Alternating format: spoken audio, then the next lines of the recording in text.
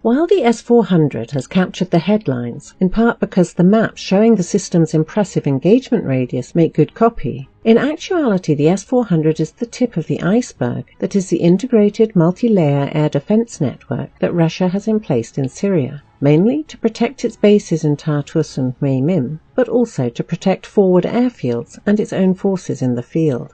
The bottom and also the most active layer of that network is the Pantsir S short-range air defense system, which closes the gaps that will inevitably be left by the far more powerful S-400 and Buk M2 weapons. The complex relief of Syria, and of course the Earth's curvature, mean that the main effect of the long-range weapons is to force enemy aircraft to very low altitudes in order to stay out of the S-400 kill zones, and to rely on GPS-guided standoff munitions, such as JASSM, JDAM and SDB, possibly using toss bombing techniques to extend the range of the gliding bombs. While the S-400 can shoot down cruise missiles and even gliding bombs, it is gross overkill to use its powerful and also relatively scarce missiles against such puny targets. Instead, this is the mission for which the Pantsir S was designed from the outset. Since each individual Pantsir S vehicle carries 12 57E6 radio command guided 20-kilometer range missiles and two 30mm 2A38 cannon with 700 rounds per gun and a rate of fire of 2,500 shots per minute, it closes the low-altitude gaps of the S-400 and generates sufficient short-range missile and gun firepower to shoot down incoming missiles and munitions, thus allowing the S-400 to keep enemy manned aircraft at bay.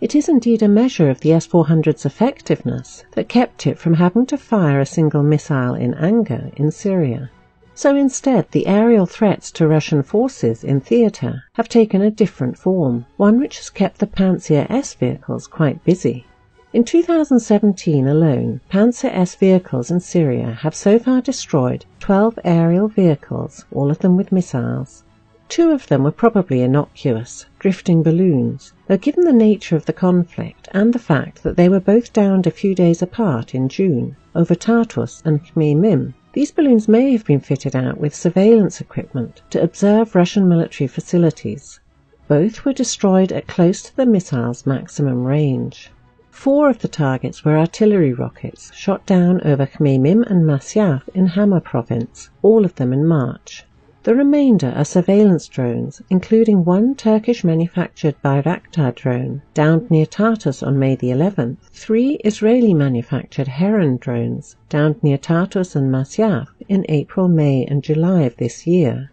1 unspecified mini-drone over Masyaf, and a single RQ-21A Blackjack UAV downed near Tartus on May 27, 2017. That last downing is particularly interesting, since the Blackjack only entered service in 2016, and its sole confirmed users are Canada and the United States Navy and Marine Corps. They are known to have been deployed by the USMC to Iraq in 2016, but can also be operated from naval vessels. Its 16-hour endurance presumably allows it to have been possibly launched from the British airbase in Cyprus.